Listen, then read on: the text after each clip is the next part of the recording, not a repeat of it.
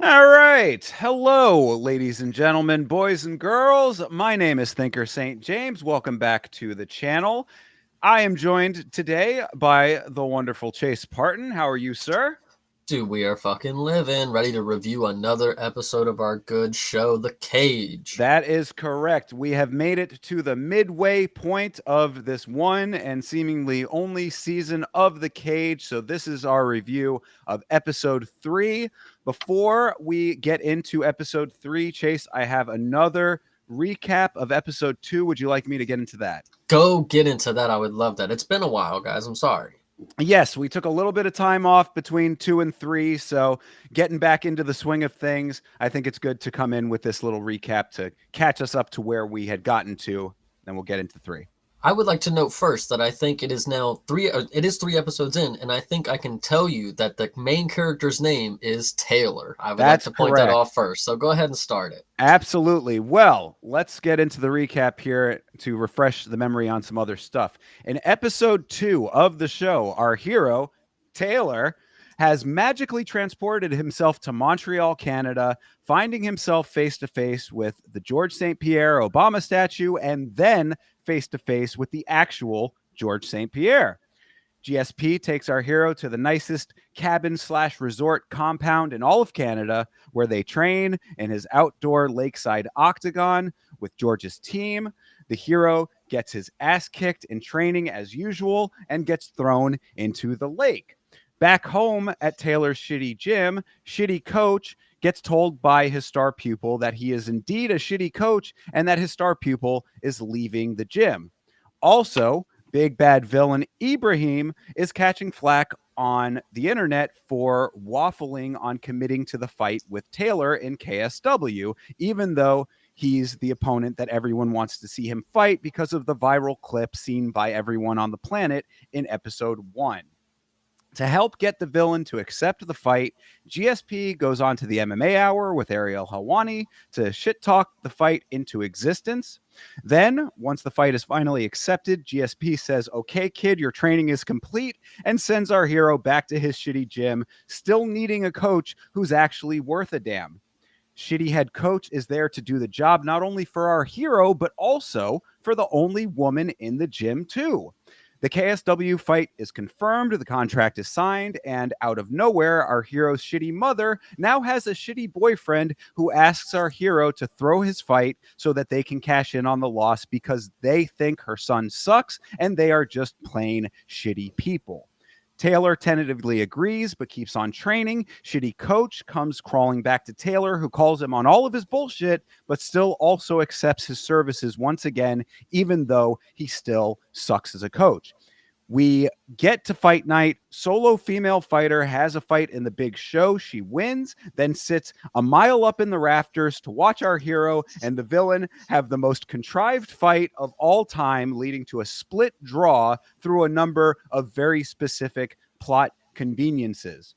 Our hero is elated with this draw. He thinks it's going to lead to a bigger and better career for him now. But what it actually leads to in the short term is a kiss with the gym's only female fighter and an implied domestic violence incident between his mother and her boyfriend as we close out the episode. Did I miss anything, Chase?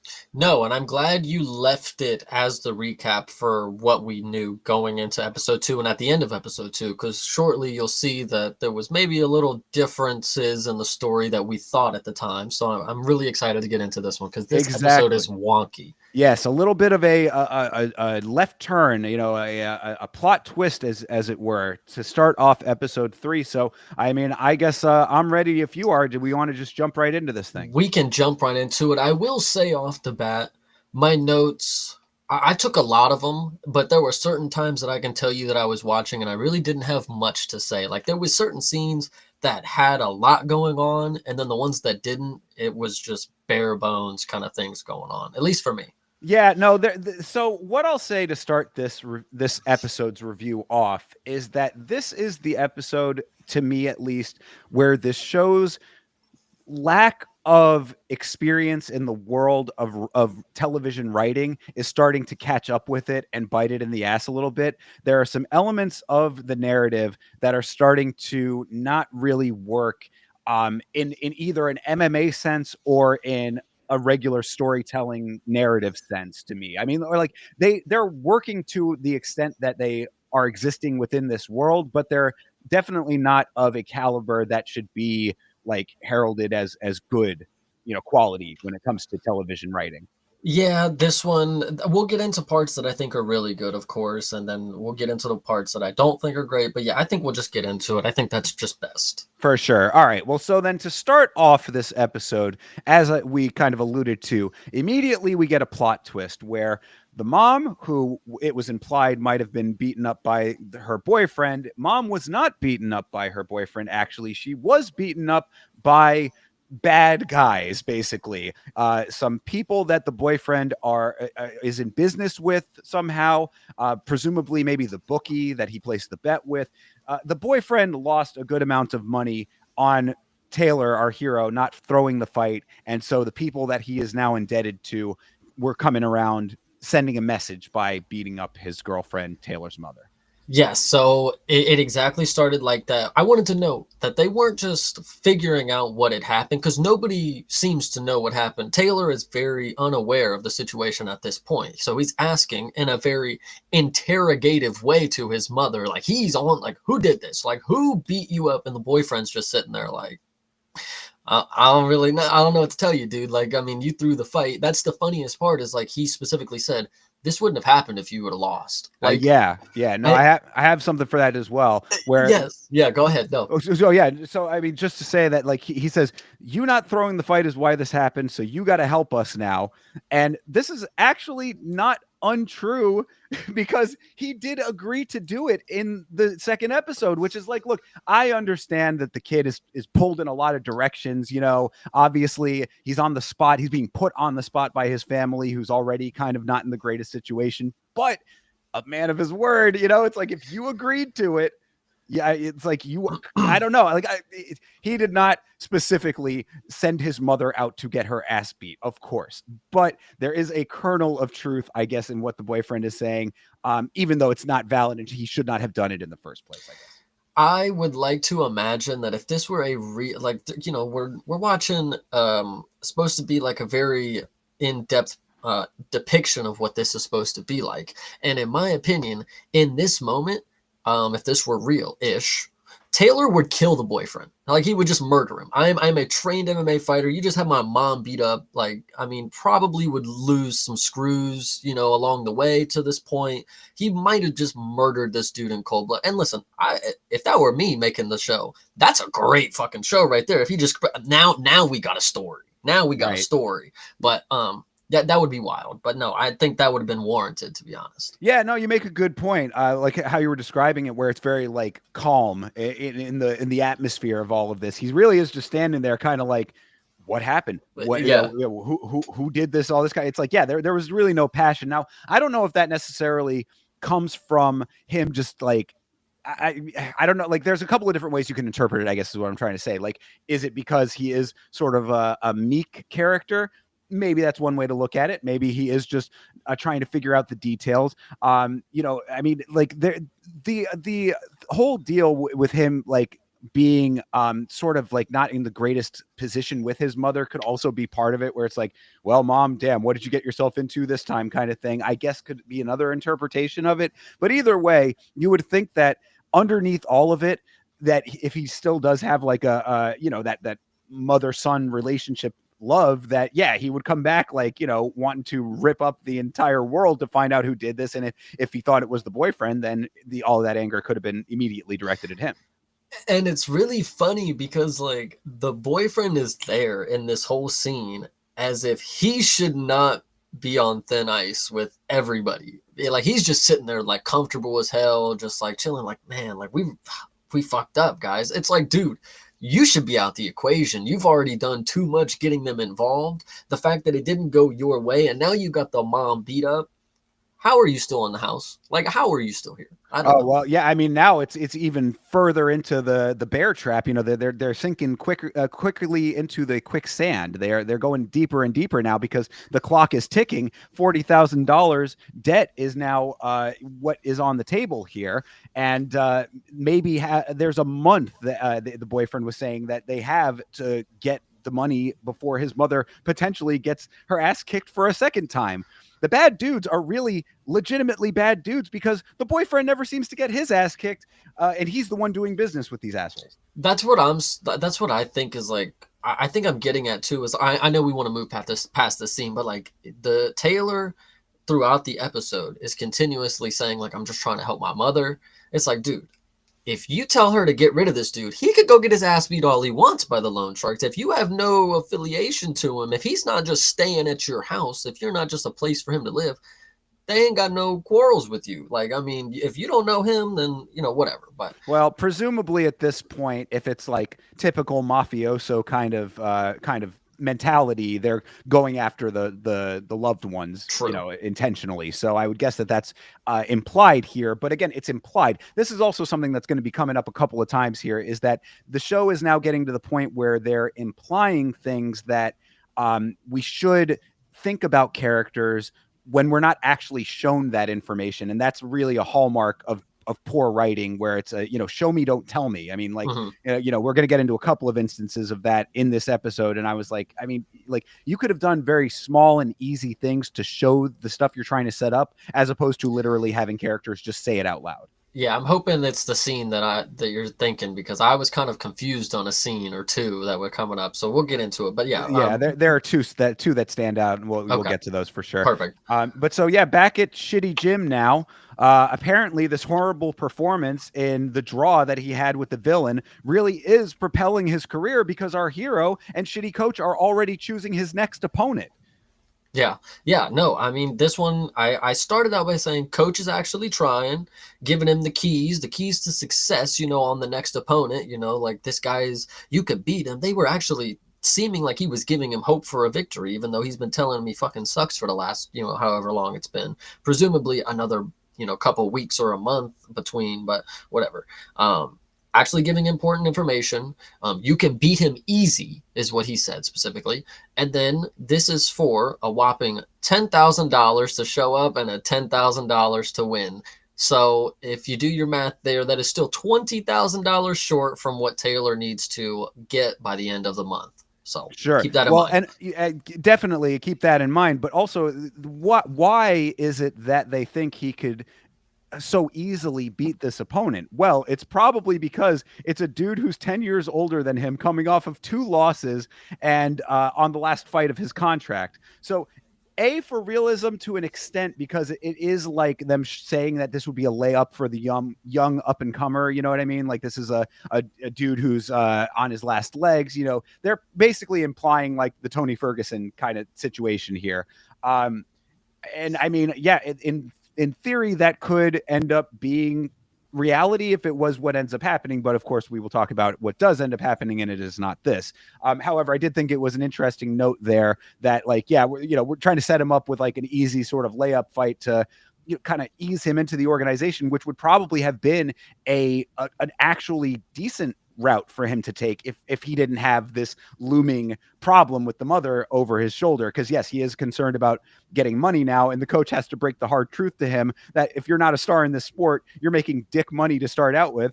The fact that he thinks he should be valued even at $10,000 for that second fight after the split draw in an organization outside of the UFC is wild in and of itself. I mean, like this dude is thinking that he is. I mean, like we know guys who are fighting for beer money that have wins under their records. I think it's just really funny that this is a show about mixed martial arts, and the way that they're portraying the biggest promotion in the sport is like you're gonna be broke as fuck. It's like that's how we perceive it as the audience. It's like in film and media, shouldn't you like talk it up a little bit? Like, if 10,000 is what people actually get for winning show, like, okay, it's a movie, it's a TV show, say 20, at least make the UFC not look like people shouldn't go there after you watch this show kind of deal. Well, I mean, they are talking about KSW in this instance here. They do say that the UFC doesn't pay very well to begin with either.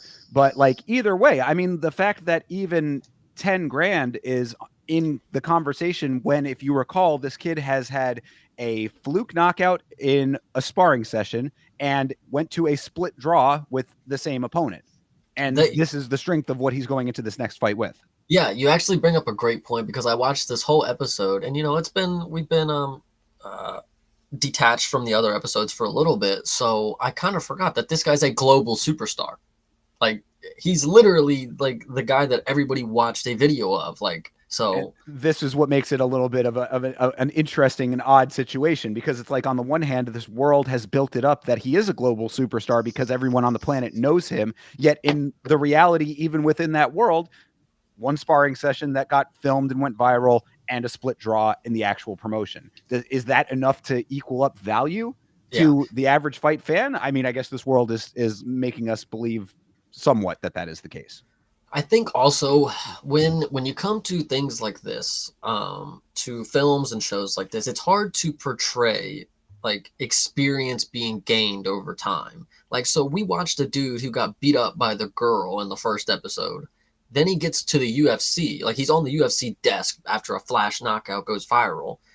And then he's just back at the gym. Like, this is just a weird, I don't know. It's hard to explain that, yes, he's getting better because they can't just show him training every time. But like in the story, like we just saw him 2 episodes ago losing in sparring to a woman. That's like, I'm not trying to make it seem like that, but like if he's supposed to be the guy, like, I don't know. This show has a definitive problem with time, as far as like how it's presenting things in a linear fashion, and timelines. Like, that's kind of speaking to what you're talking about, where it's like it'll jump to him being a killer, and then it'll kind of regress to him getting his ass kicked.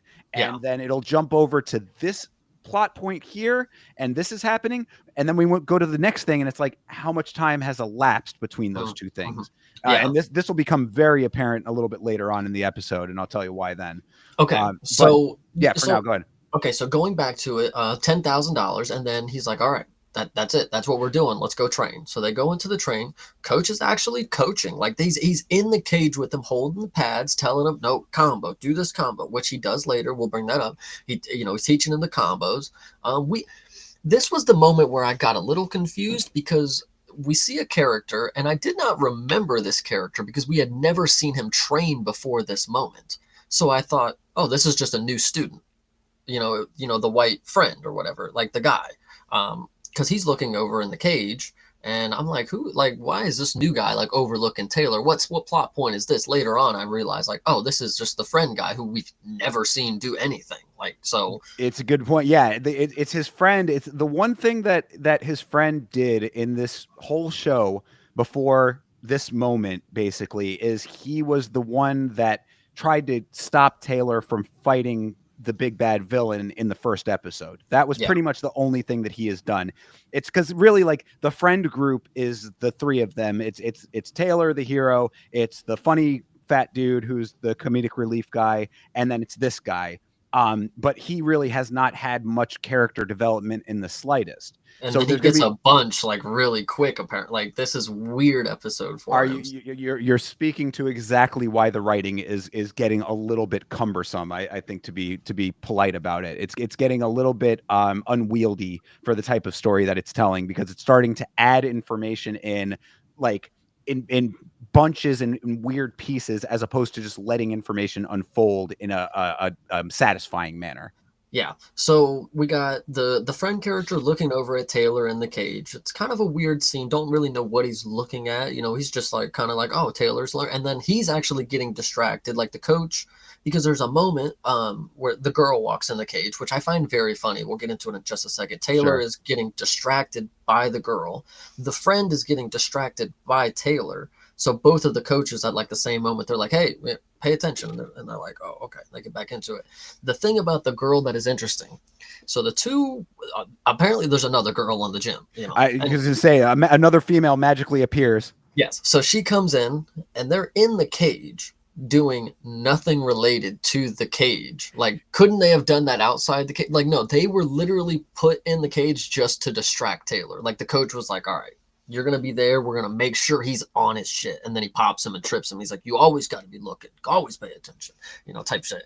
I actually put the trips him for liking women. I put that. That was exactly what was. He tripped him for liking the woman next to him. Whatever. I don't care. Well, and this is one element right here. This scene that we're talking about, where I want to give the show maybe a little bit more leeway than I kind of feel like I should be, and I'll tell you why. So we have a friend named Bloomis. You probably heard us reference Bloomis occasionally on the stream. Bloomis was from Denmark, and at one time, Bloomis recommended a movie to me to watch. And so I watched the movie, and the movie was presented as a comedy. And throughout the movie, like, there was a lot of times where I I wasn't really like laughing out loud through a lot of it. There were certain things that like had comedic overtones to it, but I felt like at times there was like maybe comedy that like was getting lost in translation maybe, and like I wasn't giving it as much credit as I should be giving it, like not speaking the language. Maybe it was a little bit of a barrier in that regard or something along those lines. So I'm thinking that maybe there might be some comedic beats in this show that like are not translating as well perhaps in this. Like there was some funny stuff in here, so I'm hoping that maybe there's a couple of other things that should be chalked up to comedy that maybe we're taken seriously, because yes, this was a funnier moment here where another woman magically appears in the gym. That was nice to see. So Solo woman is no longer Solo, but then also our hero is mesmerized by this girl after they've shared a kiss in the previous episode, and then so he's mesmerized by her, and now it's going on for a long time with mad other people inside of the cage. As he said, they don't need to be there, but he's making it very obvious that he's like it's too much, like it's too on the nose, and so he's really distracted. Bro is acting like pussy is a new discovery, is what I had in my notes. Yeah, it was pretty funny. I think this was a really funny scene. I don't know if this show has comedy. I'm not gonna lie to you. I think that is a miscalculation. There is nothing that I've seen that has been like, I mean, okay, so like the Surreal Gun in his show, that was the comedy, and you could tell like that was like forcibly unfunny kind of deal, but they right. So I don't know. We knew that there was a tone shift in that moment. So like I think it like, because in any other regard, the only funny thing, in my opinion, is that Taylor has no expression to life. Like his mom just got her ass beat, and he's got the same face that he had after he was getting worked over in the gym by the girl. Like, I don't know. That is a good point. You did bring that up in one of the previous reviews, that like he is not emotive in the slightest. And if there was ever a time for that character to emote, it probably was then. And he really did absolutely none of it. So yeah, I guess, I had kind of praised his physical acting when it came to the fight scene stuff, and I still think that there's some it gets really good on this episode. Yeah, but there is some good stuff there, but yeah, as far as his actual acting, emotive elements, no, there really is not much. But he does play distracted well, as does everyone else, because everyone did get distracted in this scene, and it was turning into a little bit of like a Three Stooges kind of scenario for a second there. But then, yeah, I do agree with the previous point that you make, though, because I also have in the notes that Shitty Coach is actually coaching a little bit here. So maybe not as shitty as he was once presented. This next scene that we are about to get into, the first line just makes me remember how crazy of like a curveball this is. I think this scene opens up with them on their phones or something, and he's showing him a video of something.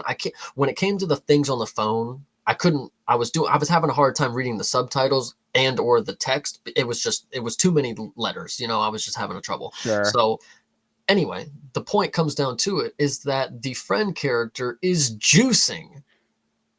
Bro, he is. So well, one last thing though before we get to this. Okay, sorry. Because I thought that this was really funny, was like, and I was debating whether or not I wanted to mention this, just because I thought like it could have been the dub, it could have been a translation thing, but it couldn't have been. It's the point after when the coach is like trying to bring our hero back to reality from the whole distraction with the chick. At the very end of it, he goes, "Give me your jab. Go, go, go, go, go, go, go." The dude throws one light jab out, and he goes, "Good." I don't know. Actually, it was just really funny to me. Actually, no. Since you want to bring this up, I think there was another funny part, and then we're gonna get into the dosing. Yeah, part. Sure. So the coach also says, 2 sips of water, no more. that part. That was really funny. Yeah, he went 2 sips beyond Valentina Shevchenko. Exactly, true. But okay, so the next scene opens with Yes. them on the phone. He's showing them a video, but then Taylor says something of the sort of like, "Dude, you're gonna get in trouble if you keep doing that." And I forget how he reacted to it, but the moral of the story is that the friend character is doing steroids. Bro is legit juicing right there at the lunch table. The note that I have in the notes is bro is juicing at the lunch table. What the fuck? How has this not been memed into oblivion? How Yeah. many times this should be like this is how you know. We've been talking about this on some of the previous reviews too, where it's like you don't hear much about this series in MMA circles. If this show was like 2 steps better, just a little bit more quality, then more people might have watched it. And there are so many meme worthy moments. This is absolutely one of them where if any fighter like that, you see him on Instagram all the time where it's just like a text caption over the dude where it would be like, this dude is literally popping roids right at the table. And I could so easily see John Jones, Khalil Roundtree, Yeah. Sean O'Malley, whoever the fuck is getting popped at the time, like it would be perfect for being memed, but no one watched this show, so it just wasn't. Yeah, this show was definitely insane. And the reason this is insane too is because he goes from there was 2 gears that our friend character is on. He's on steroids, cock blocking. He could not fucking stop telling Taylor that he was not gonna get the girl. Dude, she don't even fucking like you. She don't date fighters, dude. You just gotta move on. Like she's into different shit, dude. She's on to different shit. Like you would have thought he would have a chance. And then he did say that he had tried. That was the thing. He was like, I know from experience that solo female fighter is not dating other fighters. It didn't work. He briefly mentioned it, but it was kind of in the course of him saying that that Taylor's not going to be able to get it. So you're right. I also had that in the notes of he's got roid rage and a love triangle. Very bad combination. Yes, and I think what's also key here is that the show is portraying as if we are not supposed to know Taylor has already kissed the girl. Like Taylor's just sitting there, and like this would be a good moment for the storytelling. Is like Taylor should have like a I know more than you kind of deal expression, or maybe at least an attitude towards us. Like you don't know what you're talking about. Like I've already, we have a thing kind of deal. You can keep talking whatever, but like it's not the truth kind of deal. I said, Buddy's trying to play our hero for a fool. And I said, Buddy's already had her, so doesn't even matter what you're talking about here. It was really annoying. But then, okay, go ahead. Yeah, well, because what I would counter to that is that he does. We'll talk about it in a little bit when he's actually with her, like when he walks her to her car or whatever. He does kind of like speak to the conversation and say, "Oh, I guess it might have been like a one-off because my buddy friend kind of set me straight," and she was like, "No, it's not that way with you." So, like, I mean, I guess maybe like him tipping the hand, like there is a justification for that not happening in that moment.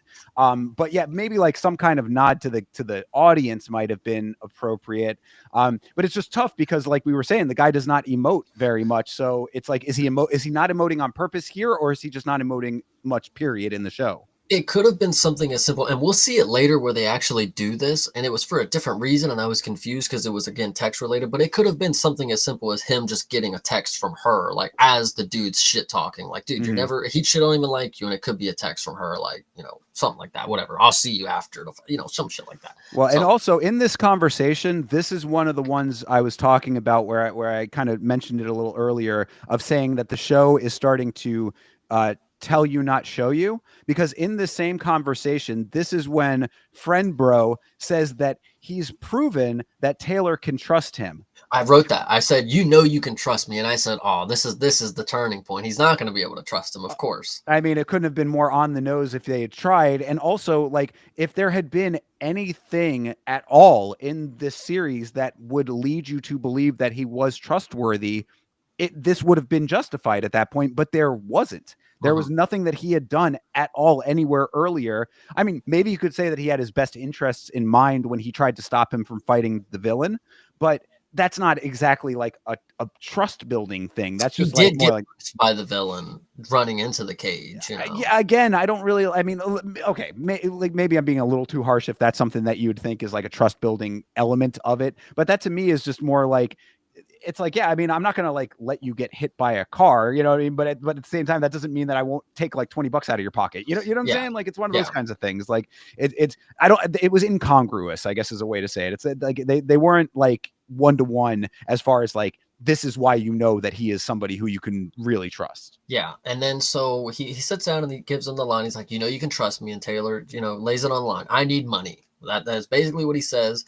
And then the friend character, because he knows everything and he's just a shitty little guy, he goes, "It's for your mom, isn't it?" Like, buddy, like that's a weird line to drop. Like, no, first off, if I did and it was for her, you give me the money, I'll worry about that shit. Like, it was just a weird, like, I maybe it's implied like, okay, they're close, they talk about this stuff, but like, we're not being shown that. This is just a weird line for somebody who's never even met the mom in our eyes, kind of deal. Right, exactly. Yeah, I mean, there's a lot of things happening like off screen or like implied things. That's what it really is. It's implications a lot of time when you have 5 hours essentially. I mean, 5 installments of 45 minutes to actually show us this information.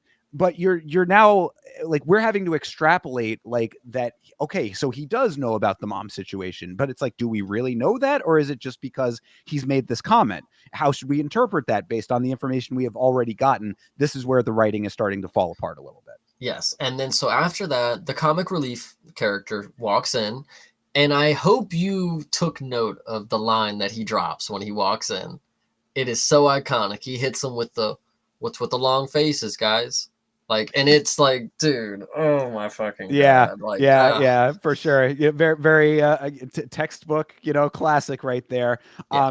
I did also like that that friend bro asks funny fat dude. He says, "You know everything. What's going on with KSW, basically?" And then funny fat friend has all of the details on KSW's tournament where the winner could win $100,000, and the two of them both sort of look and nod at each other like, "You enter it," and he's like, "No, you enter it." I was Yeah. like, "What is happening right now?" Yeah, this is actually the moment that I put the note too. I actually talked about it a little bit ago, but this is the point where I said this is a show glorifying mixed martial arts. And instead of making a show where the person gets to the highest level of the sport, the $100,000 tournament, that's the savior for him. I know it's like the storyline that makes sense in the context, but it's like getting to the UFC is not the grand goal in like the director's eyes here. He's like, well, you can just go to tournament, get $100,000. Like, why would you go to the UFC? You could just go tournament, fight 3 times. You know, like that's just what I felt like in my mind here. Yeah, no, for sure. And I also, I can't get over that little like weird interaction that he had with like, again, I don't think that this is what they were actually trying to imply, but the way that it looked, because we don't actually get actual information in this show, we're not actually presented with what we should be taking away. They had this, our hero and the friend have this weird interaction where they're sort of like, "You, Yeah. no, and we're like, what? We know it's Taylor. Like, obviously, this guy's not going to be entering it. What is happening here?" It was Yeah. very strange. But so obviously now the seed is planted that Taylor is going to want to be entering in this tournament. And I did a little bit of research here, and KSW does have one night tournaments, but as far as I could see, and it's a little bit hard to get all of the information because KSW is a Polish organization, so getting information in English is a little bit difficult at times. But they only had one tournament that I could find, and it was at light heavyweight. So I don't know if maybe this was like kind of taking reality and sort of bending it a little bit, which is what they've been doing a couple of times in the series. So I would assume that that's what it is, but just another little piece of information to keep it within the span and world of MMA that we are, operating in. Yeah, and then so I don't know if this was the next scene or if they were showing them in the same scene that they were talking about the tournament and they were like watching it on the phone. Maybe it was the fat friend showing it, but they were actually showing a real fight on the phone. I don't know if you caught that. Yeah. And I thought, oh, that was a nice, like that's a real fight going on. But then like they're making it seem like this is the opponent.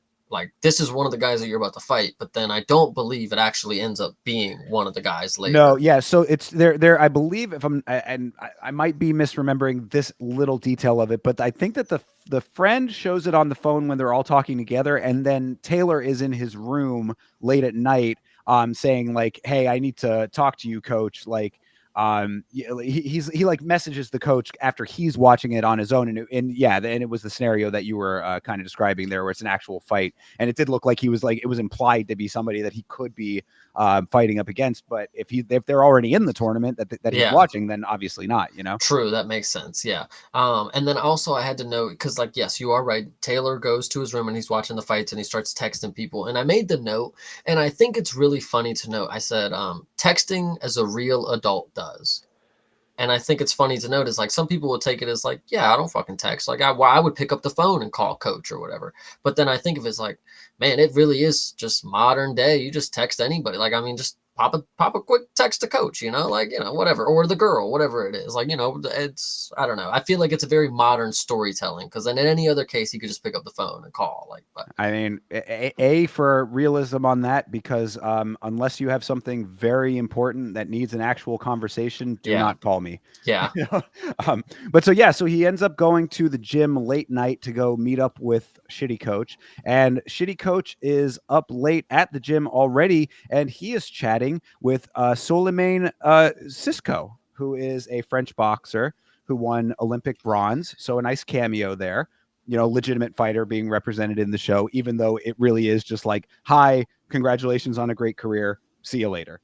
I think this is a funny note, because you are making me a fool here. So if you are telling me that this is a real credentialed boxer or something like that, I will give you props for knowing, because I said, meet an old friend, and I said, the scrawniest guy out of all the people in the gym. This is the GOAT. This is your great. I was like, I could have got like a big old muscle guy if this is like, you know, this is TV, you know, like if Floyd Mayweather walks on the screen, you're not like, in your brain, it's like, wow, that's a fighter right there. Obviously Floyd, but like, you know, the body type, you know, I would have thought like, this is the greatest boxer in my gym. I should see a big hulking figure walk in. Brock Lesnar needs to be that motherfucker. But yeah, I thought that was really, really funny at the time. But hey, shout out to him. If he's a real Golden Gloves guy, hey, Olympic bronze and undefeated in his professional career. Shout out him. Hey, he's a beast for that. Give him that. Well, you know, so he's only on for a very, very brief time, because we have to make way for one of, from an MMA perspective. The note in the notes is in all caps here.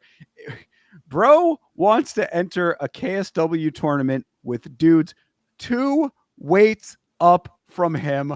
What the fuck? Wait a minute. Okay. So yes, this is a key, and this is going to come back. I will bring this up many times, but I think there's a conversation here that it leads to that, of course. Sure, yeah. And so we start out, now Taylor goes to a second person begging for money. Coach, I need money. And then coach is hitting him with the, you know, actually, I wrote down, why would you want to fight? And I think it's because the coach was making it seem like, why would you want to join this tournament? It's like, well, dude, like, why would you want to? It's like, duh, I want to fucking, you know, I'm a mixed martial artist. I want to earn money. Like, this is the way to do it. Like, why are you asking me stupid questions? I said, coach is retarded. Clearly he has a reason. Like, why are you acting like this is just a spur? Like, it is spur of the moment, but it's not like impulsive to the point where it's like, this is just, he's not trying to go skiing. Like, you know, this is in his wheelhouse. This is what he's training for. Coach, back to being stupid. Coach blowing him off, not actually reading the page on his phone, because he's like, no, there's a tournament. And coach is like, no, there's not. And he's like, yes, there is. Look at it. And coach is like, okay, it's 20 pounds over you. And he's like, so I'll fucking do it. Let me. And so this was another part of the story where it gets jumbled in time, because after this moment, you have a stupid coach. He keeps being a smug fuck.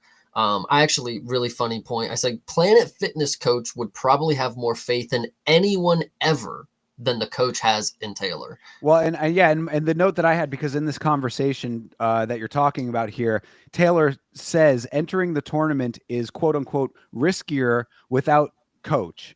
And my response to that was, I guarantee you that that is not the truth. Yeah, exactly. So the story gets set up. He wants to go compete at this tournament with these dudes that are 20 pounds heavier, and the coach is like, all right, let's finally the coach is like, all right, let's fucking do it. Like, oh, if you're gonna fucking make me. And then we get into the first part or many part of like a very convoluted timeline, because it would make you believe that he's now bulking he's bulking because they're Brother. telling him you got to eat, you got to finish all the food. They're showing him dumping the rice and he's stuffing his face. So you would believe he's going to be at the weight class that the tournament is at. Just keep that in mind. Right. So yeah, no, absolutely. And this is again where we're starting to get into questionable MMA territory. Like, I mean, we've been talking about the show basically in two different spheres. Like in one terms, it's a show, it's a TV show. You're talking about narrative and traditional structuring when it comes to an entertainment product, but you're also talking about it from the MMA perspective, which obviously we have, a deeper understanding of as well. So I said the note for this was that I thought that, to be fair, Shitty Coach was actually not so shitty with his game planning, because it's a tough position to be in as a coach going along with this absolutely horrible idea. Yeah. Yeah, I agree with you. I actually wanted to make one more note and then I will let you continue. Remember that this is all in a 1 month timeline. So when the montage started and he's talking about stuffing his face and eating, and I'm thinking 20 pounds in 1 month, not even possible. Literally Insane. science. Yeah. Yeah, no, I mean, insane to think that would be that he would land anywhere near 20 pounds if even if he was bulking every day and doing as intensive a training as he is shown to be doing. But the idea that the coach said was that you bulk up as much as you can, and you as the smaller guy be faster than the bigger guys. That all does track theoretically, but our hero still kind of sucks as a fighter. So this is still an absolutely horrible idea. I think it's really funny that you make the note, because throughout the entire series and throughout of all the sequences that we see in training, Taylor is not good against people his own size, let alone but actually, I would say let alone people bigger than him. But that's the funny part of the story, is that every person that's been bigger than him, he magically is better than, but he can't compete with anybody. He couldn't even compete with the girl. Like, I don't know. Right. Yeah. It's again, the show is very selective about when and how things happen and why they're happening. So it's like at times this dude looks like a god. He's looking like a beast. At times he is looking like the worst fighter that you've ever seen. More times, I would say, than looking good. So it's like, yeah, we've been presented with a whole bunch of conflicting information that just selectively comes up and goes away. And that's what makes the show very difficult as a watch, because yes, you want to have unexpected twists and turns, but if you have to only have the twists and turns be based around the failing of the setup of the character, like, okay, if him losing the big fight, is all just because we wanted him to, like, he wins when we wanted to, he loses when we wanted to, it doesn't actually have any weight to the character. There's nothing being set up that we can, like, actually, when it gets to that moment, we can have a thought like, oh, he's gonna do that, but then he just does something completely out of character, and it just works, and it's really weird. So there's a movie that I love a lot. It's called American Psycho. I don't know if you're familiar with this film. It's very, I think a lot of people know about it. Good crunches. Yeah, most definitely. But so in that movie, there is a couple of scenes where it's the main character, Patrick Bateman, and there's a detective played by Willem Dafoe, right? And the director of the movie specifically had Willem Dafoe portray his character during like a conversation where he's trying to get information out of Patrick Bateman. The director specifically had Dafoe portray that character 3 different ways. One where he thought that Bateman was guilty, one where he thought that he was innocent, and one where he was unsure about what the reality was. And then those takes were taken and cut up strategically and used for dramatic effect. So you kind of always did not, like, kept you off your basis as to like how this character actually thought about Patrick Bateman, right? This show is basically doing that, except there's no rhyme or reason to when these different versions are being shown to us, and that I think is the problem. Yeah, I'm trying to give another correlation to a movie that like. So if you think of like Shutter Island, Mm, everything is like very purposely done. There's things right. missing in the movie for very good reasons. It's like in a show like this, it's like the things would just be missing because they just forgot. Like, Yeah, it's like plot holes as opposed to intentionality. exactly. Yes. Right. Yeah. So yeah. So, and to the same point, and you mentioned it just before here. I'm glad that you said that this like is like there's a month window as to when all of this can happen, because as we're seeing a couple of like training montages here, and he's like doing all of this intense training and theoretically bulking up. Bro has not gotten an ounce bigger. Yeah, I know. I know. It is very crazy. I actually liked this montage. I wanted to say training montage came, flipping tires, Yeah. shadow boxing, Hmm. doing shadow boxes in a national park. That is where the elevation comes, because the moment after I wrote Rocky era, he's in it. He's in the Rocky. He's doing the pull-ups. He's got the sweat glistening. He's good. He's got the weight vest, whatever you want to say. He's in Hmm. that. And then he's doing the little elliptical at the end. And I don't know if you noticed, but the little training coach, he was wearing a UFC jacket. I don't know. Maybe that was just one of that dude's favorite jackets to wear, but like, I don't know. I thought that was weird to point out. Just why has he got a UFC jacket on? Like, It could have cornered somebody, yeah, whatever. yeah, true. Yeah. Oh, I actually say the in cage training here, very decent. Oh The yeah, no, I've been like pretty okay with most of what we've seen in that regard. it gets even better actually when we get to the next training scene, two scenes after this. But this one right here, I said the training very decent compared to what we see later. Like this is good. Yeah, Very no, good. I was okay with all of that kind of stuff. Yeah, no problems there. But so we're now getting to after this training session scene, or the montage of him training. Now it's time to exit the gym, and love interest lady is leaving with everybody and asks if our hero wants to walk her to her car.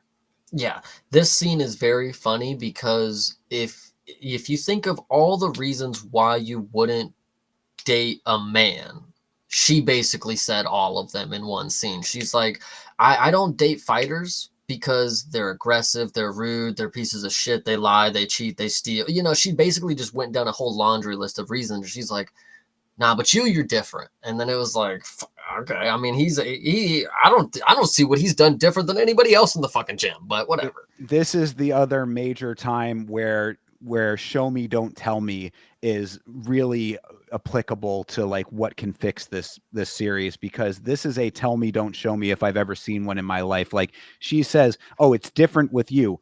Why? For what reason? They have had literally two interactions before before the fight that went to the split draw. The strength of his lucky knockout and a split draw is dropping panties in and of itself with Mhm. this lady. It makes no sense whatsoever. Like, what, he doesn't emote. So there's not even any kind of personality thing that would give you the impression that he would win her over with that.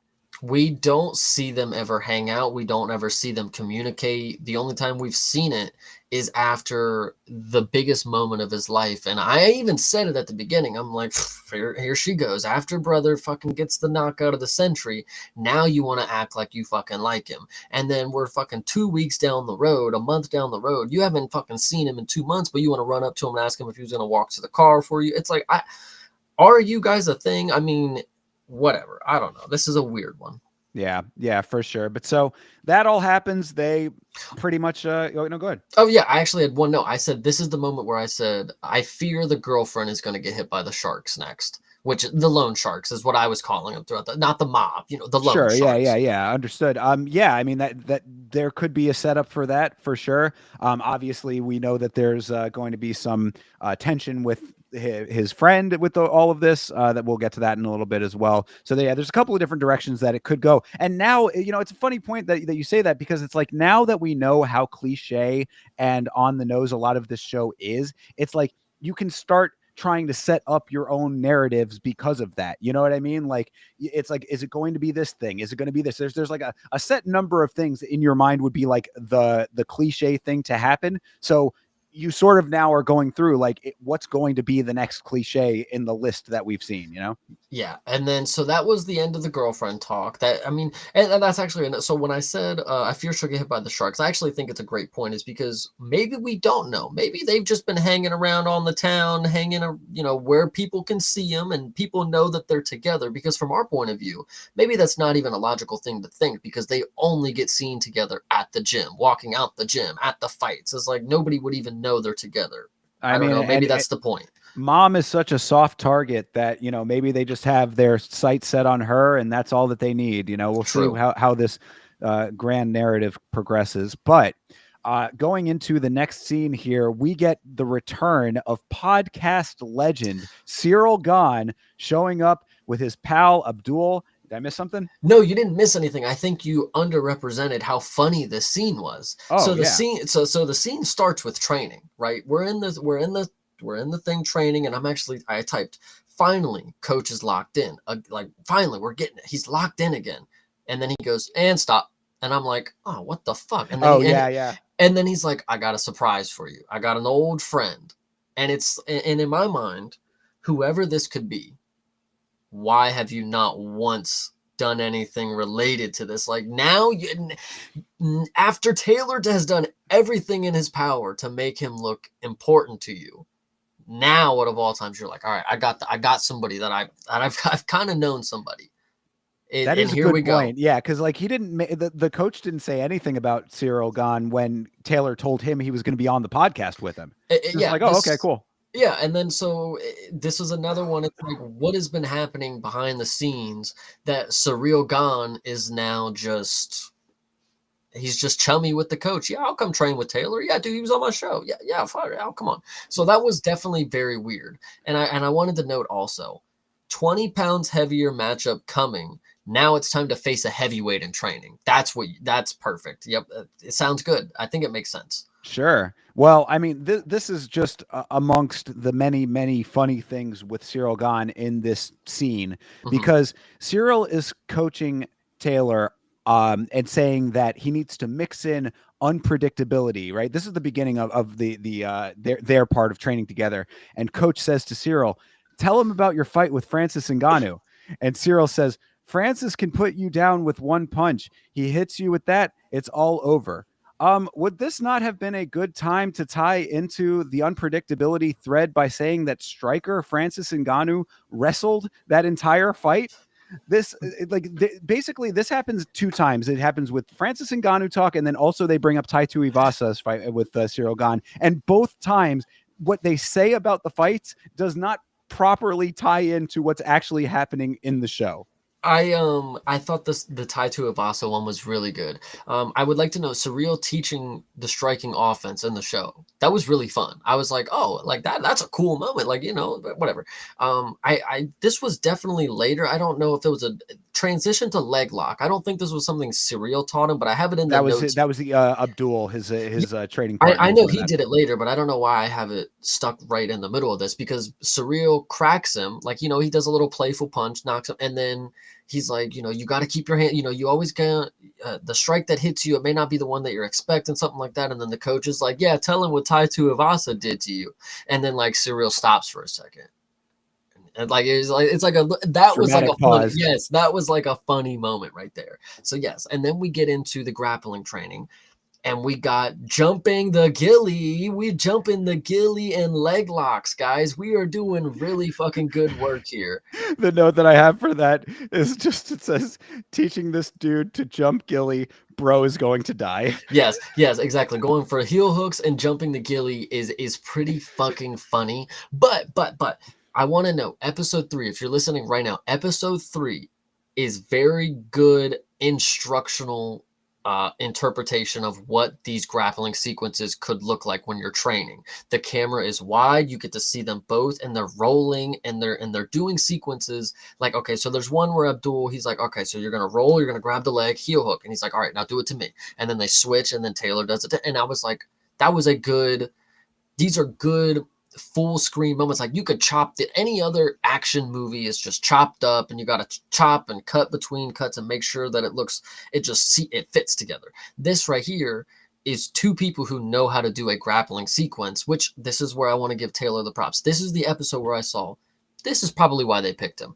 because he can actually look decent on camera enough, and he can make it look visible. Like I mean, grappling sequences, I mean, you got to know what you're looking at. You got to have a very, special tuned eye to see the intricacies of what's going on, but they did a very good job of showing it in a simplistic way. I think that was really great right here. I think that was awesome. Yeah, I agree. I think the main actor is very he's adaptable to these situations and does a good job of replicating the motions that he's being shown as a student would. So I do, I definitely give some credit for that as well. Really, when it comes to the actual MMA elements of the show, at least when it comes to the training, I really haven't had too many negative things to say. I think that it's a pretty good representation of training in that regard. But there were a couple of funny moments here with the rest of the training before we get into which we're going to be leading up to the tournament here. The two other things that I have is that this might have been a translation thing with the dub, but the coach at one point just says, when you go over to Poland, you're going to get hit for sure. And I'm thinking to myself, it's a 3-fight tournament. Like, yeah, duh, bro. He's going to get hit. Like, I don't know. It was just like in context, it was very funny for him to just be, again, on the nose with that kind of thing. And then the other thing was talking about the Tai Tuivasa fight. Cyril is teaching Taylor the art of stalling in a fight because of the Tai Tuivasa fight, ? He got rocked, Cyril Gane, in that fight by Tai, but he recovered pretty quickly. So again, it's just they're not making sense to what he's like using his fights as examples for. Like the Francis Ngannou fight, where like he's talking about unpredictability. He didn't say anything about Francis being unpredictable and what he actually did in that fight. And then in here, he's saying that he didn't have to stall very much at all in the Tai Tuivasa fight. So just weird for them to be like, yeah, like we're showing you that we know ball by saying that, like, yeah, we're bringing up actual fights that Cyril Gane had, but we're not doing it in the proper context to make it make sense. Yeah, I did. I actually want to note also in that training sequence, it was funny where Cyril Gane, he's like, okay, there's two things, you're either in or you're out. And that's like, brother, you're always out. Like, how do you know anything about it? You have never stepped inside the pocket, I don't think. Like, what in the world? Who are you trying to teach this to? But it was very funny. Yeah. But so all of that leads up to tournament time, and bro is still the exact same size. Oh my gosh. So yes, it's tournament time is exactly what I said. We're in Warsaw, Poland. We're backstage training, and the friend is getting jealous. I don't know what is happening in this scene because it's something on the phone. I don't know who he was texting or what he was showing Taylor. The coach caught on, but it wasn't really explained to the audience what was happening. Taylor like shrugged it off, and then the friend hit him with the, "Oh, we're just joking, coach. Like but aren't these supposed to be pals? Like, I don't. Why is he just all of a sudden an asshole?" I think you're jumping a little ahead with the we're just joking part, but the part that you're talking about here, when he, I forget exactly why he was like what the phone situation was, but they're all getting ready. He's getting his hands wrapped, and he, like, our hero gives the phone to the friend, or the friend, I guess probably because he has his hands wrapped or whatever. Maybe he's getting a lot of text. I think that's what it was. He was getting a lot of text messages. Friend is going to check the phone for him, but our hero just casually throws out his phone's code to the entire room. You want to talk about an F for realism, bro? I guard my phone's code with my life. I mean, this is like, have you never had a chick before in your life? Like, you're just letting the code just go out to all your homeboys? Like, very weird. And I even had a note at the time, I was writing it in real time. I'm like, how is this going to come back? Mm-hmm. I that might be a little, I didn't think too much about that. I mean, I didn't actually catch it at the time, but now that you bring it up, honestly, I throw my shit out all the time. I always have my phone with me though. Like, I understand in the situation like this where you're leaving your phone places and you got to go do stuff. Like, that would probably not be it. I would not be like, maybe just different people with different, feelings about their privacy. But like for me, like there's no way that I would just be like casually throwing out my phone's code to the entire room for any room that I'm in. But but then I'm glad that you mentioned this too, because you said that coach catches on to it. I am very sick and tired of the coaches. Like, what's the way to describe it? The coach, the same way that Taylor doesn't emote very much, the coach has one reaction that he always does. It's always that like I'm on to you. Yeah, You know what I yeah. mean? He's always doing that little like, I'm hearing what's going on over here. I'm staying silent, but I'm picking it all up. And I'm just like, bro, how many times can we see this face from this guy in this show? Because it's happened a bunch of times. Yes, absolutely. And then so whatever happens on the phone, Taylor's not really worried about it. He shakes it off and he's focused. And then we go and the first fight is about to start. Is there anything else you want to have to note before we get into the Um, first fight? Well, just that in the commentary leading up to that fight starting, we get a Taylor casual. Lapillus. When we get Taylor Lapillus, Taylor's back. You know, Taylor Lapillus is just he commentates for everything in this Yeah, universe. This guy is facts. everywhere, every fight. Taylor Lapillus is the man. But I just loved that. I just have big capital letters. What casual mention that the big bad villain Ibrahim is expelled from KSW. They hit my dude Ibrahim with the MMA version of an off-screen death. I did not catch that at all. Oh my gosh. I'm not surprised that you didn't catch it because it was so quick for a person that was so integral to the story for 2 episodes. They shipped this dude off for a death off screen. I can't imagine that's actually what's going to happen. I think I'm sure not, but just the No. fact that they like tossed it out there, like if you were blinking, you miss it. You know, not in the well that yes, but like not an on-screen death at least. I mean, he did have that situation at the end of KSW at the end of the episode, so that would Right. be valid if something there was repercussions to that.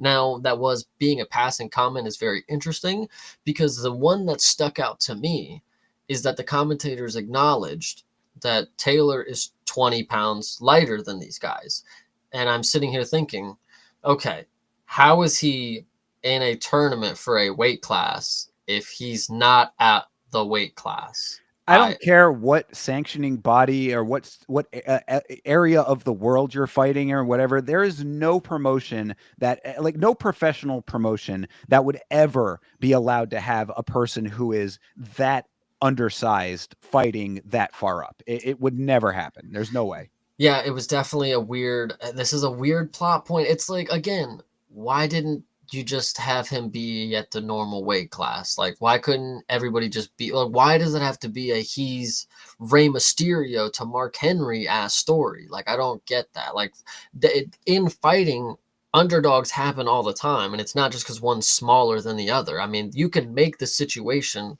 have an underdog. Like, I mean, I don't know. It's weird to me. This is a weird one. It's yet another example, and I actually have the next one queued up right here. But it's yet another example of this show trying to have a basis in reality, but then also going very, very far outside of reality at the same time. And it's just starting to get, especially by episode 3. It's like episode 1, you're kind of invested. Episode 2, it's starting to get a little bit nebulous, but you're still with it. But at this point, we're starting to get a little off the rails with the realism because of things like this. I don't know if you ever played Saints Row.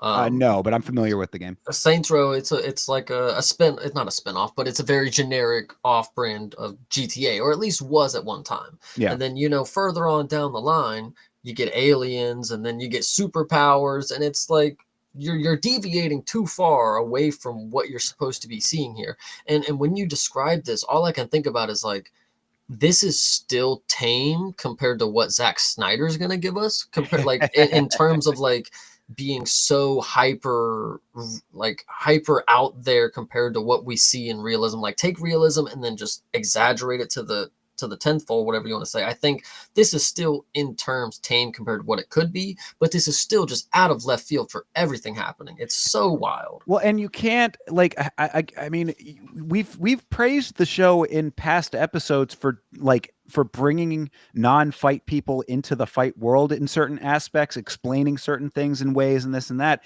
Things like this, like maybe non-fight people might like gloss over this, but any person, I think that, I mean, it would be very, very strange for anybody to think that this would be okay, in my opinion. I mean, this amount of weight discrepancy is just too much.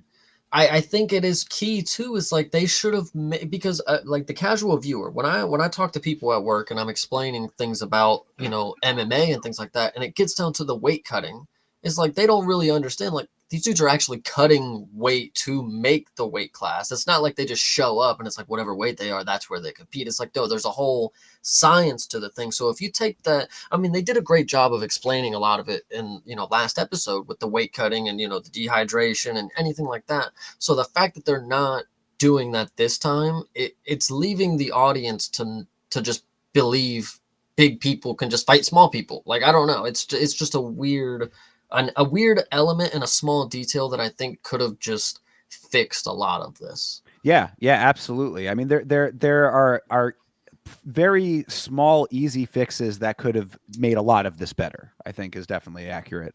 Yeah. But so one note going into the first fight here is that he is fighting a fighter named Alexander Volkov, but it's not Alexander Volkov. What in the world? I missed a lot of these good moments. I did not know that his name was Volkov. The only thing that I noticed is that the first fight started in one of those red rooms where you develop film. I don't know why the fight was in this. It was crazy. Yeah. Yet another time where they're trying to trick the camera with the audience being, not visible, yes. And the way that everything is kind of shot, trying to make it look like a more grandiose arena than it actually is, because yet again, filmed inside of a shoebox. Correct. But just crazy. I don't understand why the show does this. Why does the show continue to do this? Alexander Volkov is a known fighter. This guy is a dude who just happens to have the same name, Alexander Volkov, while our hero Taylor has the same name as Taylor Lopoulos, who is the commentator.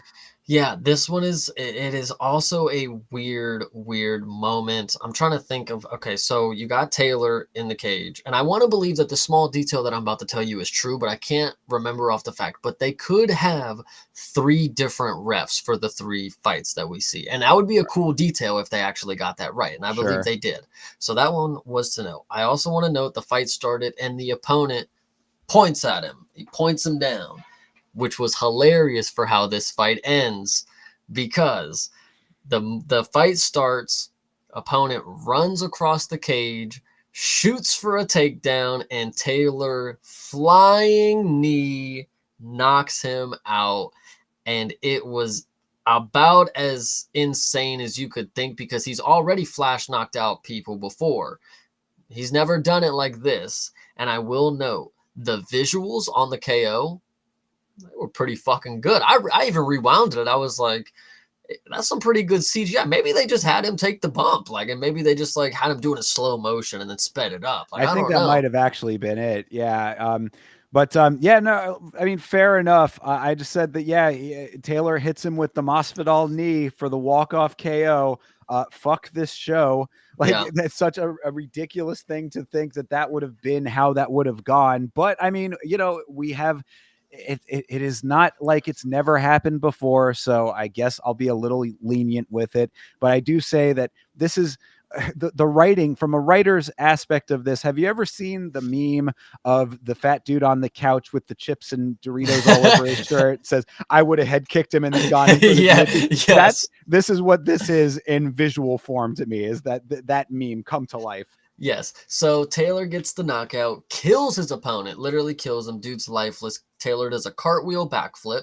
Obviously, he's in a great mood. Then we cut to our fat, funny friend, and he drops the iconic line, clean, cool, and efficient. And it's like, all right, dude. Funny fat guy is the best.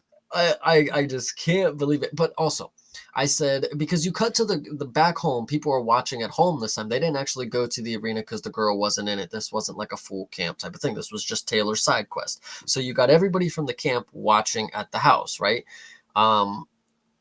After Taylor gets the flying knee, knocks him out in 12 seconds flat, did him quicker than Connor did probably.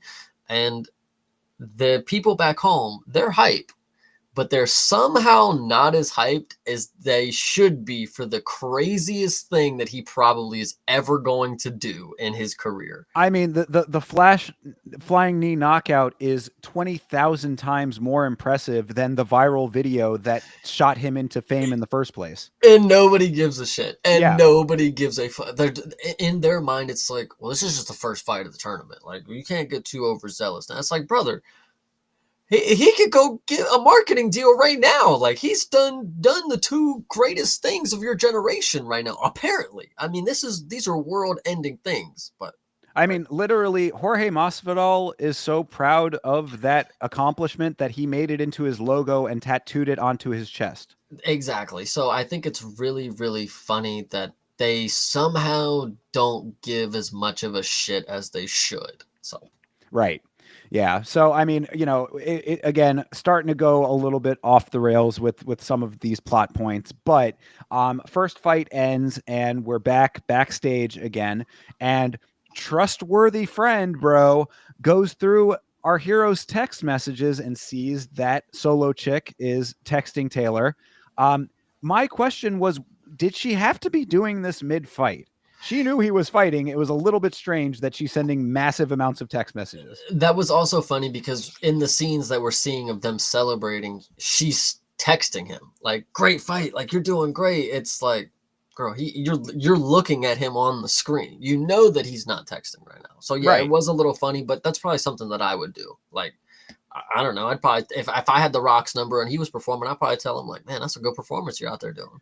Yeah, it's a good point. I mean, I do have a couple of friends who are active on the roster. Maybe I'll have to start, Well, blowing up their phone while they're mid-fight. Well, not even just that, but it's like in the moment, like that's a moment. It's like I send it to you at the exact time it happens. You'll know for fact that I was watching it. I didn't text you after and be like, All "Hey, that right. was a good Okay. performance." Yeah, fair enough. Maybe I'm being a little hypercritical on No, but that I get aspect your of it. point. I was definitely thinking the same thing. Like, why is she texting right now? Like, I was thinking, I was like, she's texting someone else. Like, that's what I was interpreting it as. It's like, oh, she's while Taylor's out here doing his cartwheel backflips, everybody's celebrating. She's texting another dude. Like, that's what it played to me. Is because I'm not reading the fucking text. I actually made a point to say right here in this scene because I said the friend is being weird, awkward silence. I don't know what's going on. I can't read. And that was when they were showing the text or whatever. Right. And that was just a really weird scene right there. Well, yeah. So that's the point that you kind of referenced earlier, where the friend is like, "Oh, no, we're just joking, coach." But I mean, it was, yeah. He's essentially getting pissy at our hero because Taylor is involved with this girl when he wanted to be involved with her, and he's picking this time to make this an issue. And Taylor even calls him on it and says, "Hey, you going to start with this jealousy bullshit while I'm in the middle of like the most important time of my life here?" It was a little bit uncalled for, but yeah, they decided to throw that in there. And I give shitty coach a little bit of credit for just shutting it all down, being like, "All right, knock this shit off. We got a bigger fish to fry right now than whatever the hell you're talking about here." So Yeah. fair enough there. But round two starts, or is going to start. And Whoa. Round two. Or round two of the tournament, rather. Okay, yeah, sorry, no, the second no. fight. Sorry. Yeah. Well, so actually, I would like to point. So they go back to training, and he's training. He's working hard on some takedowns, and he's doing on some takedown defense and some sprawls in his little pre-fight warm-up thing.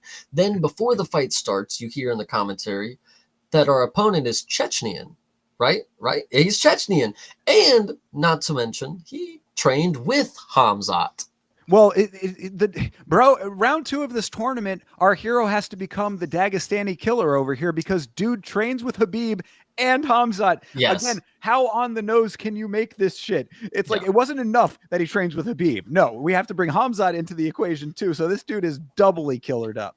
Yeah, and then I wrote, "I've got you, coach." I feel like maybe that's something he said stupidly and probably should regret saying, Mr. Taylor, that is. Mhm. Oh yeah, sorry, "I've got you, coach," and then I said, "The biggest regret ever is coming," after he said that. Yeah. And then we get into the fight. Glove touch, nice little glove touch. Fight starts. We get a meaty overhand from our Khabib clone.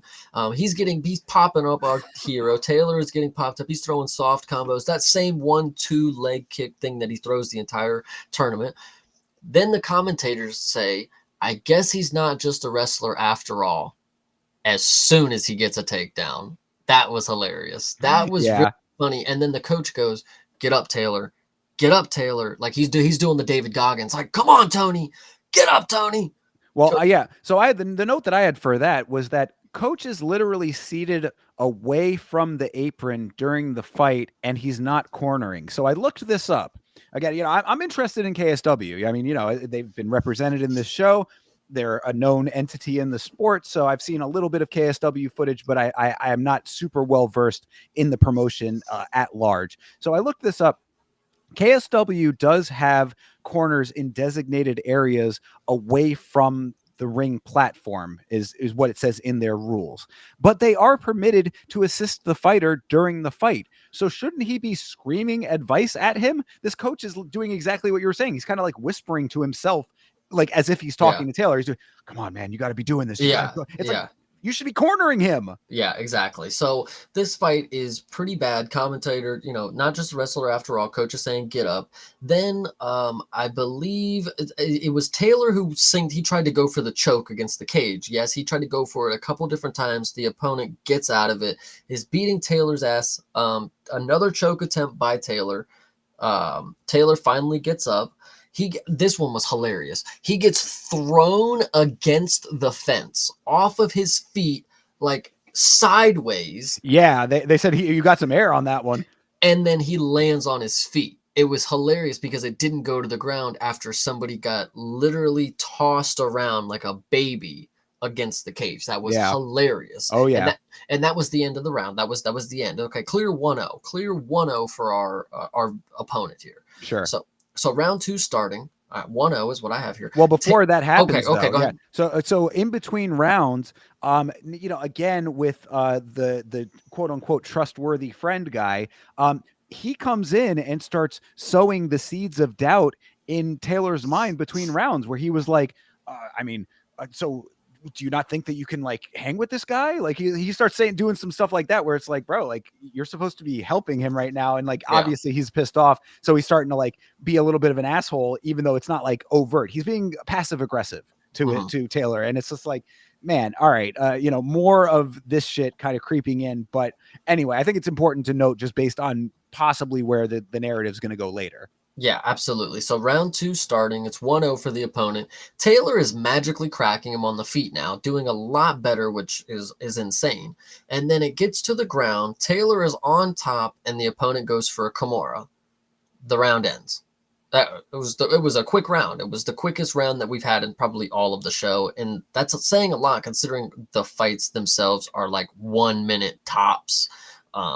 So that was interesting. So 1-1, I guess, because we didn't even get to see anything that happened in the second round. So you would assume that they're portraying it as it's a 1-1 tie going into the third. Yeah, what I had for that was that this is yet another quote unquote close fight in show terms. The show goes very again on the nose. We say it time and time again, but it's like they go out of their way to contrive instances to make these fights close because and I understand like you'd said, there's only about a minute that they can actually show fight footage, so you have to sort of condense everything and make it presentable so that you're moving the narrative forward. So I get that aspect of it, but from an MMA standpoint, it's like, okay, yeah, round 1 definitely goes to the opponent. Round 2 is going to him. We get a lot of these, and at the end of that third round, it's a head and arm that he ends up in, and he holds that thing for a long time. That's the third round. We didn't get into the third round. Oh, okay, sorry. Yes. Yeah. So at the end of the second round, we find out we don't find out, but Taylor is tired. Taylor is dead tired. He's done. He's having a shit time. And I said, Taylor needs to pull it out the fire. Where's Leon's coach? Where is he at? Okay, so we get into the third round and then immediately goes to the clinch, and Taylor gets an elbow on the break, and it kind of staggers our opponent, whatever, and then hits him with the same combination, the 1-2 leg kick, whatever you want to say. Then gets taken down again. And then I would say Damage wins the round at this moment. This was about halfway through what we were seeing. I'm like, okay, he's bloodied him up with the elbow. I mean, that would be the winning round in what we are seeing. Taylor jumps the fucking Gilly. I think it was Taylor who jumped it because I have the note Gilly exclamation. So it was Taylor who jumped it, I'm sure. Then gets an uppercut. So he must have got up after that, I would assume, if that's how that one happened. Busted him with an uppercut and then knocks him down. So, and then gets another takedown from the opponent. So it's another one of those close matchups. What's going on? And then, yes, here we get to the arm triangle with 10 seconds left. Yeah, and I mean, he holds that arm triangle in perfect position for that entire time. Taylor, if he was not actually out. Like, I mean, he certainly would have been. Yeah. So it is kind of, they're all say, oh, just hold on, just hang on. And he does end up hanging on. So it's like, it was a very long, prolonged instance of him being in this submission position. So it's like, yeah, they make it out to be like, very, very close fight because of that. And Taylor does end up winning the fight due to the damage, which theoretically that should be how it is. So I guess that was an okay realism element. Yeah, and I said, 10 seconds left. He's dead. After that round ended, he's dead. He's laying there, unconscious probably. And then I said, close round though. Of course, Taylor will win. Taylor wins. And then I said, Taylor win, but is definitely going to die next fight. And I said that in terms of like, he's gassed. He has nothing left. Like, there's no way he's going to go into the next fight with an advantage. Like, he's just toast. So yeah, two things with that real quick is that it was very funny after the submission is finally broken when the arm when the round ends rather, so the round ends, he doesn't tap, he everything goes off as it should for him, and then the coach comes over, picks him up, basically like lifts him off the ground because he is so gassed beyond his body's limit, and he says, put your arms up, so show everybody that you won. And Taylor does the puppet arms. they kind of had to like hold up the arms, like, hey, show them that you won. Yeah, that's hilarious. So there was that. And then also I thought it was pretty funny pacing wise. We've talked about the pacing in the show, but bam, no suspense building. Taylor wins the fight. Like, it wasn't even like, oh man, is it going to happen? Is it good? No, it was just, yep, he won. Not as bad as the first robbery when it came to the split draw, but it was still just another one of those ones where unrealistic as far as like how a real fight probably would have gone down, but better. Yes, so the fight ends very, very quickly. Taylor wins, raises the hands, and then we get the note that there's 10 minutes till the next fight. And I'm like, all right, 10 minutes, lock in, Taylor, go back there and rest if this is what you want to do. And then the coach is being, once again, a fucking asshole. He wants Taylor to just leave. He tells him, I'm going to get the doctor. We're going to get the doctor out here. You're good, man. We're done. Like, you've proved everything. You're one fight away from $100,000. Give it up. You're good. We got the doc. You're on your way out. And I wrote, shut the fuck up, please. Like, please just shut the fuck up. Like, just stop talking. And then Taylor actually goes on a little rant after he finally grows a pair of fucking balls, which actually he does for a second, and then he retroactively loses them because he's telling him straight to his face, like, since when have you believed in me, coach? Like, this is the moment that you should have all the hope in me in the world. Like, you have never once believed in me. And I said, lock the fuck in, Taylor. I mean, Taylor, lock in. You can win. The doctors are walking in. Taylor's ready to go. Basically tells coach to go fuck himself. Coach is an asshole. Next fight's in 10 minutes. No fight. No fight is what I'm thinking. And then he goes, I'm ready. Like, it was like the craziest, like, whiny little fucking bitch thing. Like, it was.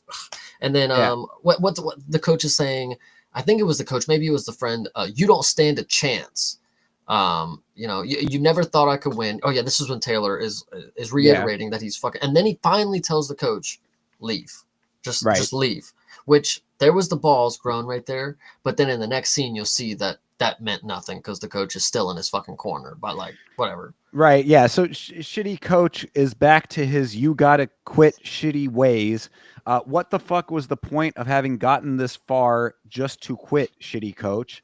That was very kind of dumb at that point. Obviously he's locked in. Obviously, that he's doing this for a specific reason and he's not going to quit even if it's the right thing to do. It was not the right thing to enter this tournament in the first place. There's a reason he is here. This is a dumb line of a conversation with him and the coach. This is a dumb way of thinking. That this is not going to happen. Coach is still going down this line of accusation here of saying, you don't have it. You should quit. Then untrustable friend actually gives the motivational speech that shitty coach should have been doing his whole career, but never has. Like, shitty friend is actually the one to say, hey, you're not going to quit, right? I mean, like, you come this far. You're not going to be quitting at this point after coach has already been dismissed. So yes, he does grow a bit of a pair by telling the coach to get out of there. As you said, the production assistant or whoever is saying, hey, it's time to fight. Are you ready to go? Coach says no fight. He says yes, fight. And he does enter the final fight of this tournament. Yeah, absolutely. So there was a note that I have between this. So when we're on our way to the last fight of the tournament, you get to the comic relief character, and he's like, "Guy's fucking huge!" Like it was a really funny point where he's talking about his opponent and the size, blah blah blah blah blah. Fight starts. Anything else before the fight starts? No, that's no, I think Because that's obviously this is a big catalyst in the story here. So of I'm really course, yes. excited to get into this. We're going to end with yet another plot twist to carry us into episode 4. So go ahead. So the fight starts, and of course, Taylor is already losing. This is what he does in every single fight. He walks in and just gets pieced up and has Getting worked. nothing for it. He shoots a takedown and gets thrown to the ground.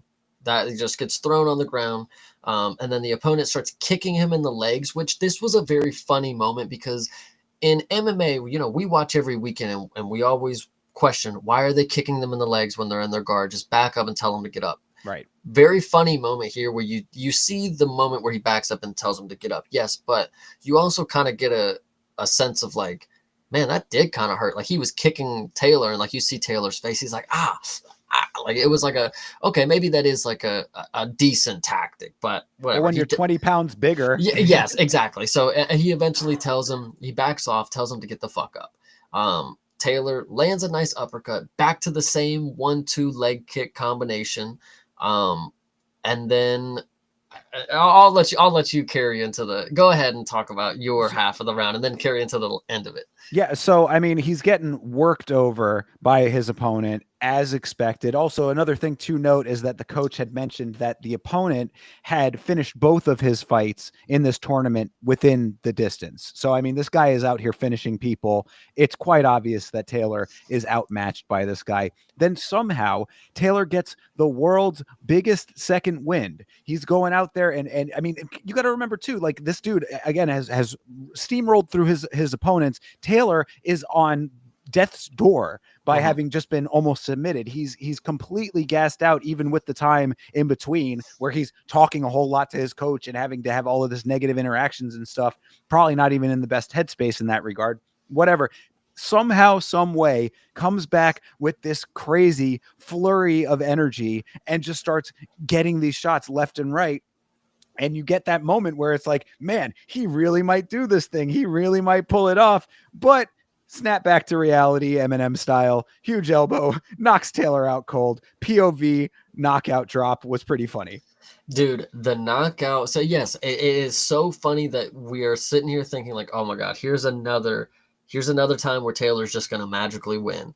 And shout out to the directors. If this is a story that we are going to have to follow, you subverted my expectations for sure, because with Taylor getting elbowed, falling to the mat, and getting an extra strike thrown in on top of his lifeless body, oh my where God, you see the blood spurt up. It was that shout out to Realism for that one, because it was, I mean, not Realism, I guess.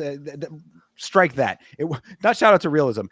Shout out to them for showing the brutality of that one, because it was the most direct shot. His head bounces off the mat and then goes back to it, and then the shot comes straight down the pipe, right to the nose. It looked like a Mortal Kombat fatality. Yeah, I would like to say again, reiterate that these close-up knockout moments were really well filmed, and they looked more. I watch it every weekend, and what I see didn't look as traumatizing as what I kind of witnessed on those two kind of flash knockouts. Like the knee to the head, like you see his head snap back a little bit, and then he's like on the ground. And then this one, you see the elbow, and then his eyes are rolled back in his head, his mouth is wide open, and then you get the extra smash on the face. And then basically, in my notes, I said, yeah, he got fucked. Oh, actually, okay. I said, wow, gets knocked out, and late strike after. Holy shit, he got fucked up. Yeah. And what I wanted to say too, what I think that I was trying to get at right before, is that it's an appropriate level of hyper realism. Yes. And that I do appreciate that to an extent, because like you're saying, it's not like what you would see in an actual fight, of course, but it's elevated because it is a fictional show. I mean, compare it literally to the Roadhouse remake, where you watch Jake Gyllenhaal like doing the most unrealistic shit in a UFC arena, right. Like that was they could have had something like that. Like, imagine if that's what we saw and it was taking place in the UFC arena for Roadhouse or whatever, and it wasn't some goofy late stoppage, like, like shit like that. Like, this was actually, I felt it. Like, I was like, damn, that late strike really fucking put him in the coffin. And then, yeah, so Taylor is dead at this point. Oh yeah, he's like dead. Yeah, this is probably, I even said this at the moment. This was probably the worst a knockout has been. Like, I mean, if this is how close to death he is, I mean, this is probably as close as it's been for a lot. Like, not a lot of people, but there's some cases where they're out for, close to some minutes or whatever it is. But this one right here, they got the oxygen mask coming in. They're about to stretcher him away. I'm surprised the airlift didn't fucking pull him out. Like, that's crazy. Yeah, exactly. I mean, and that is how we end the episode, is with Taylor like dead on his back. Bro is on oxygen, and then it cuts to black. So, like you had said there, Chase, a subversion of expectations to an extent. If you didn't think that he was, or if you did think that he was going to win the fight, but then, I think it was a little bit more unpredictable that it was going to be this devastating for our hero of this show. So yeah, we're gonna have to see how episode 4 picks up, what condition he's going to be in, and there very well could be a choppering, who knows. Well, and so like the commentators, as it's happening, they're explaining, they're like, this is the reality of the sport, like this is the dark side of what can happen in mixed martial arts, like your whole life can be changed in one moment type of deal. So I'm wondering, going forward, knowing that this is the cliffhanger, knowing that other cliffhangers don't necessarily pick up the way that we have thought they would before, I'm not sure what is next, considering there's only 2 episodes left, right? Correct, yes. So is Taylor going to be a vegetable? Is Taylor going to be up and fine the next episode? Where's the 40 grand going to come from now? Like, there's a lot going into it, but like, or is something goofy going to happen where he's going to like wake up in the hospital and his mom's going to be like, the mob forgave us for you. They came in here and they saw your performance and they loved you. Like, they watched you on Saturday night. They were like, wow, we couldn't hurt his mom. Like, who knows what's about to happen? Right. Yeah. Now the mob thinks that they can actually win money on you winning fights. Exactly. But yeah, no. So I mean, I was going to ask you your overall perception of the episode. I guess I'll start with mine because you're leading into it really nicely. So what I'm seeing in this show, and you're kind of laying it out there, is that like, it has beats that will keep you invested enough based on the way that they're twisting and turning the plot.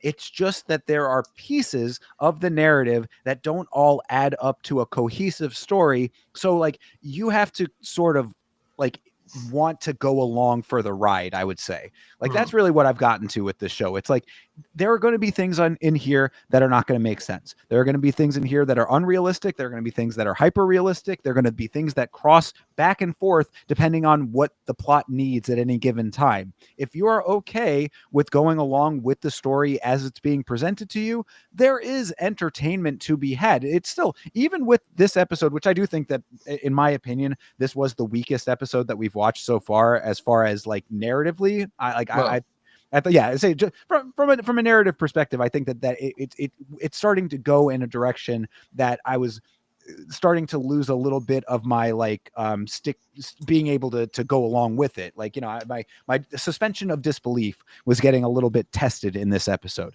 But that all being said, if you can push past that and just stick with it and enjoy what you are getting, it's not the worst thing that I have ever seen. I would go ahead and disagree with you. This show here is by far one of the more brutal watches that I've had. Like, if I didn't have to sit here and watch it, it would be like, I mean, I do enjoy watching it because I want to talk about it, but Sure. like, it's really hard to sit there and like be invested in it and be like, man, this is a great show. Like, did you see what happened on the cage last week? Shit like that. Like, I can't do that because it's just it's a really hard investment. Like, there's just no payoffs to what you're watching, so there's no fulfillment. I don't know, it just feels like things are happening on the screen, and taking notes makes it a little easier because like I can kind of just pick up what's going on, and then I can look down, and like the dubs don't really mess with me too much with the notes taken. But there haven't been moments where I like have been captivated by what I'm seeing, where it's like, Right. okay, notes, hold on, let me wait to take a note, let me finish watching the scene, like there's nothing like that.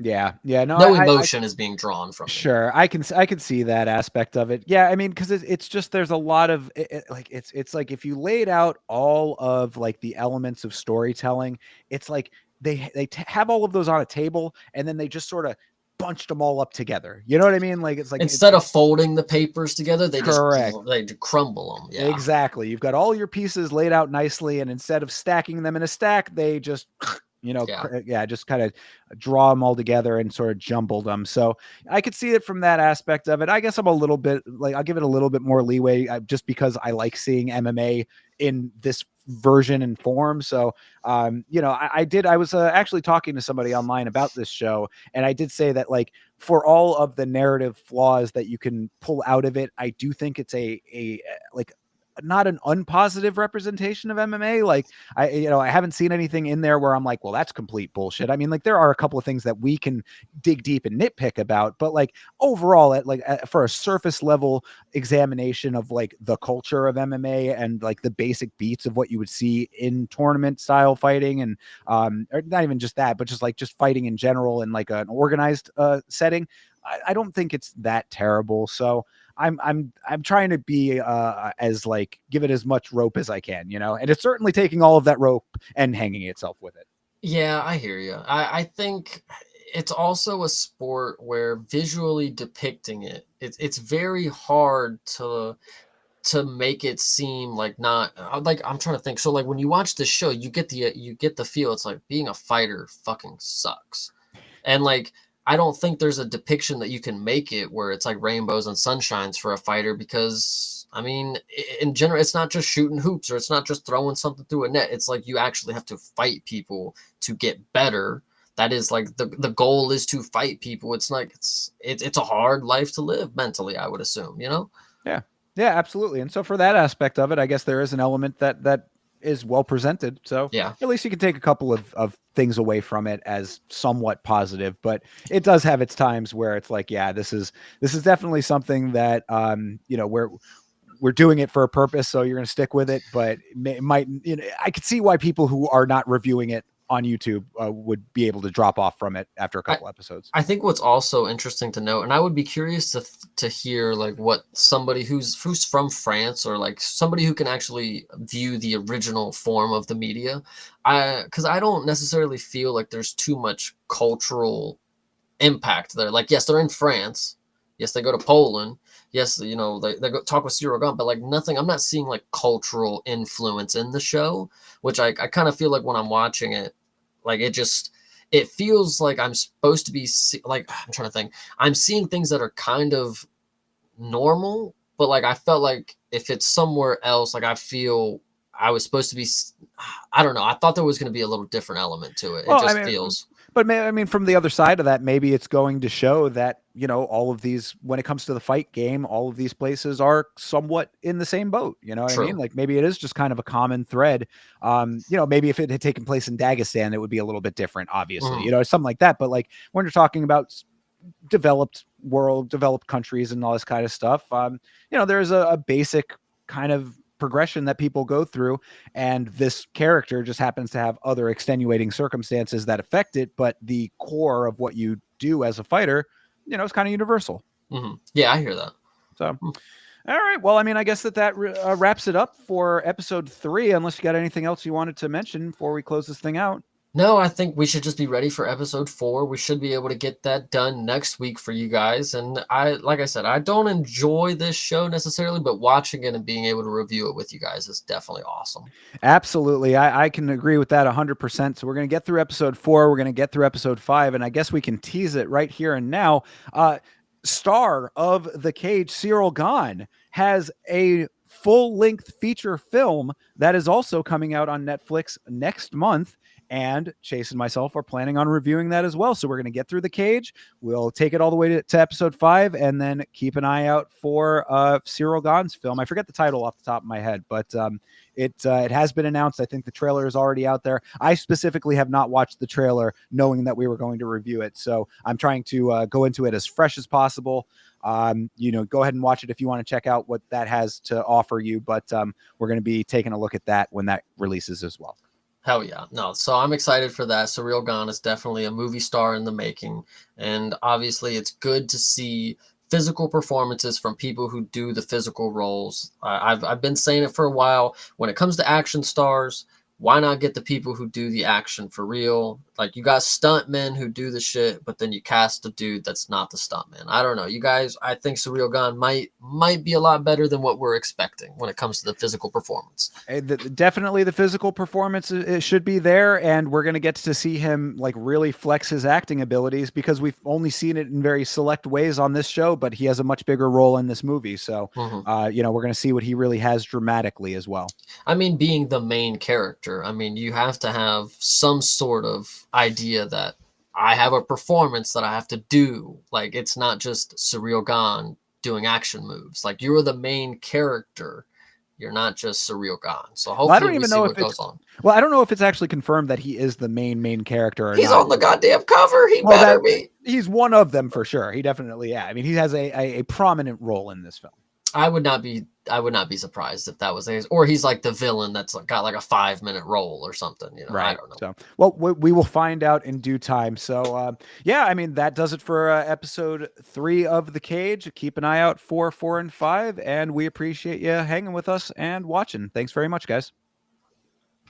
Yeah, I mean, and just, I guess we can close out here as well. For the YouTube cut, that'll be where that goes. But yeah, I mean, Chase, I guess let everybody know where they can find you. Everybody can find me doing watch-alongs every Saturday that there's UFC, occasionally on Fridays if Karate Combat decides to let me know when they have cards. That is on youtube.com/@CPSmalls. And then, of course, on Twitter, I'll be hanging around goofing off at x.com/@CreativePartin, PARTIN. There you go. At Yamashow on YouTube, Instagram, and Twitter for me. We will be back, of course, on Monday. There are no fights this weekend. I still am working on some details, but there could be a very, very special announcement coming in the next couple of days regarding something for you to tune into on Sunday. So keep your ears and eyes peeled on all of the Yama socials for that. Still working it out, but I'm getting close to being able to reveal what I'm talking about there. So, just before we wrap up, thank you very much to Big Onk MMA, John Dong, E-Money J, Sierra West Coast, and Beeb for all checking in with us while we were doing this. Appreciate each and every one of you guys. Thanks very much. And we will catch up with you soon. Hopefully some new content on the channel as well coming within the next couple of days. So thanks, y'all. Have a great rest of your night. And as always, fight on.